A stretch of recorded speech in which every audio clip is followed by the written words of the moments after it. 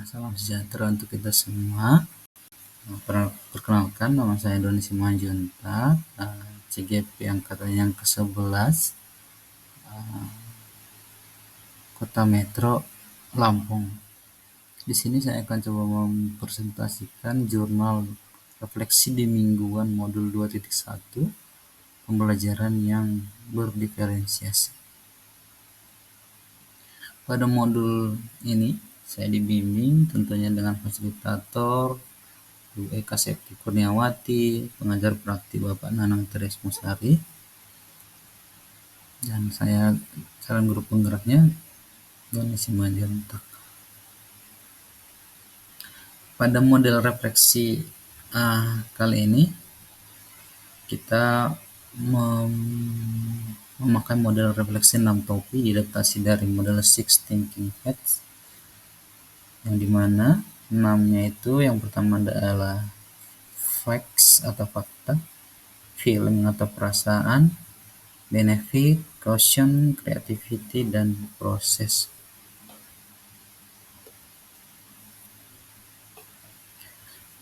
Untuk faktanya, tuliskan informasi sebanyak-banyaknya terkait pengalaman yang terjadi. Informasi ini harus berupa fakta, bukan opini. Pada modul 2.1 ini saya telah mengikuti serangkaian kegiatan pada tahapan berikut. Yang pertama itu adalah pengantar, pendahuluan yang isinya mencakup surat dari instruktur, kompetensi lulusan yang dituju, capaian umum modul 2.1, capaian khusus modul 2.1, dan alur belajar merdeka. Di bagian yang kedua, faktanya adalah aktivitas pembelajaran. Di LMS kita belajar merdeka, memahami dan belajar tentang pembelajaran diferensiasi melalui alur merdeka. Yang pertama mulai dari diri sendiri atau M, eksplorasi konsep atau E, ruang kolaborasi R bersama Fasil Ibu Eka Septi Kurniawati MSI, demonstrasi konsep kontekstual atau D, menyusun RPP berdiferensiasi. Selanjutnya elaborasi pemahaman juga bersama instruktur. Selanjutnya koneksi antar materi atau K, dan yang terakhir aksi nyata atau A. Itu masih topik putih. Di topik kuning adalah feeling, gambaran perasaan Anda terkait dengan topik yang sedang dibahas. Misalnya perasaan saat mempelajari materi baru atau saat menjalankan diskusi kelompok.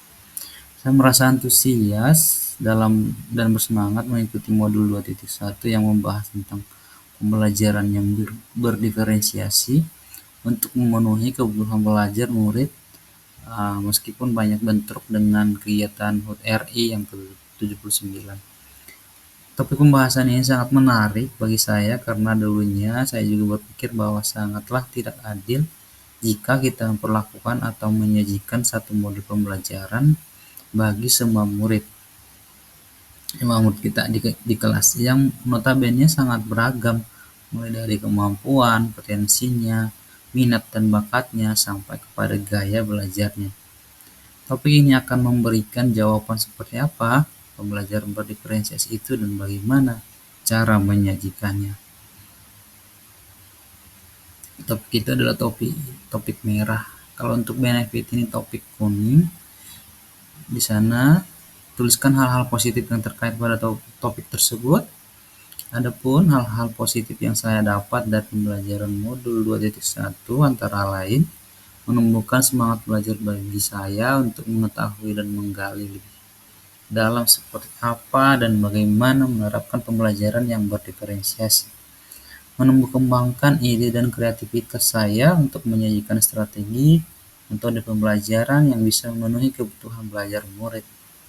Selanjutnya memberikan motivasi bagi saya untuk terus berinovasi dalam menyajikan materi pembelajaran. Selanjutnya juga meningkatkan kepekaan saya terhadap kondisi murid yang beragam, meningkatkan kemampuan saya dalam manajemen pengelolaan kelas ketika menyajikan pembelajaran berdiferensiasi. Meningkatkan keterampilan saya dalam menciptakan lingkungan belajar yang mendorong murid untuk selalu terus belajar. Selanjutnya untuk topi hitam, caution atau kendala, hambatan, ataupun resiko dari tindakan atau peristiwa yang sedang dibahas. Karena masih baru dengan pembelajaran yang berdiferensiasi, murid belum terbiasa sehingga proses pembelajaran akan terkendala. Selanjutnya,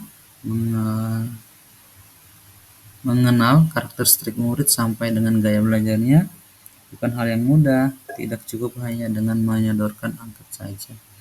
Perlu meluangkan waktu yang cukup dan mengobservasinya. Selanjutnya, guru juga perlu mempersiapkan lebih sebelum melakukan pembelajaran berdiferensiasi, mulai dari menyiapkan bahan ajar yang menyesuaikan dengan kesiapan belajar dan minat murid, sampai dengan menyiapkan instrumen penilaiannya. Guru harus mampu menguasai dan terampil menyajikan beberapa metode pembelajaran, harus mampu menyiapkan media pembelajaran yang bervariasi, dan menyiapkan beberapa sumber belajar sehingga bisa mengakomodasi berbagai tipe belajar murid.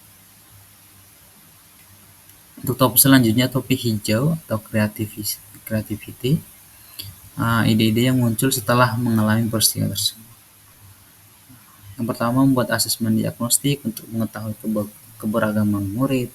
Yang kedua, membuat asesmen formatif untuk mengetahui kesiapan murid dalam belajar. Selanjutnya, menyusun RPP atau modul ajar yang berdiferensiasi. Untuk topi kuningnya, topi biru, proses, kita menarik kesimpulan dari peristiwa yang terjadi atau ambil keputusan setelah mempertimbangkan kelima sudut pandang lainnya, bandingkan dengan tujuan yang telah ditetapkan sebelumnya. Kesimpulan yang bisa diambil dari 5 sudut pandang yang ada ialah bahwa modul 2.1 ini benar-benar materi yang sangat luar biasa, sangat penting untuk dipelajari dan dikuasai oleh seorang guru, apalagi bagi seorang guru penggerak yang akan menjadi agen perubahan dan menjadi pemimpin pembelajaran. Dari fakta tentang modul ini didapatkan beberapa pembahasan yang menuntun guru penggerak untuk bisa memahami dan menguasai materi dalam modul ini mengikuti alur merdeka. Selanjutnya, pada bagian selanjutnya, feeling, benefit, caution, creativity menggiring seorang guru penggerak untuk mengeksplorasi bagaimana perasaan yang muncul ketika mempelajari modul ini. Kemudian, mengidentifikasi hal-hal positif yang muncul ketika membahas materi ini. Dilanjutkan dengan menggali kendala yang dirasa akan menghalangi proses pengimplementasian materi ini, serta ide hal baru apa yang muncul terkait dengan hambatan sebelumnya. Dengan berbekal pengetahuan dan keterampilan tentang pembelajaran berdiferensiasi, hal ini akan sangat memberdayakan guru penggerak untuk mengimplementasikannya demi terwujudnya pembelajaran yang berpihak pada murid, dan mengajak rekan sejawat lainnya untuk menerapkan dalam pembelajaran. Mungkin itu yang bisa saya paparkan tentang refleksi di mingguan yang kelima, itu tentang pembelajaran yang berdiferensiasi. Sekian dan terima kasih.